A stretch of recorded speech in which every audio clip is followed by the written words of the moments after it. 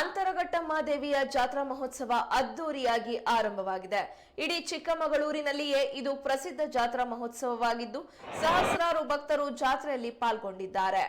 ಎತ್ತಿನ ಗಾಡಿಯಲ್ಲಿ ಕುಟುಂಬ ಸಮೇತರಾಗಿ ಈ ಜಾತ್ರೆಗೆ ಹೋಗೋದು ತಲೆತಲಾಂತರದಿಂದ ನಡೆದುಕೊಂಡು ಬಂದಿದ್ದು ಪ್ರತಿ ವರ್ಷವೂ ವೈಭವಯುತವಾಗಿ ನಡೆಯುತ್ತದೆ. ಶಿವಮೊಗ್ಗ ಜಿಲ್ಲೆಯಿಂದಲೂ ಸಹ ಎತ್ತಿನ ಗಾಡಿಯಲ್ಲಿ ಭಕ್ತರು ಜಾತ್ರೆಗೆ ಹೋಗೋದು ವಾಡಿಕೆ. ಈ ಬಾರಿಯೂ ಸಹ ಸಾವಿರಾರು ಜನರು ಜಿಲ್ಲೆಯಿಂದ ದೇವಿಯ ಜಾತ್ರೆಯಲ್ಲಿ ಪಾಲ್ಗೊಳ್ಳಲು ತೆರಳಿದ್ದಾರೆ. ಜಾತ್ರಾ ಮಹೋತ್ಸವ ಹಿನ್ನೆಲೆಯಲ್ಲಿ ಬೆಳಗ್ಗೆಯಿಂದಲೇ ವಿಶೇಷ ಪೂಜಾ ಪುನಸ್ಕಾರಗಳು ನಡೀತಾ ಇವೆ.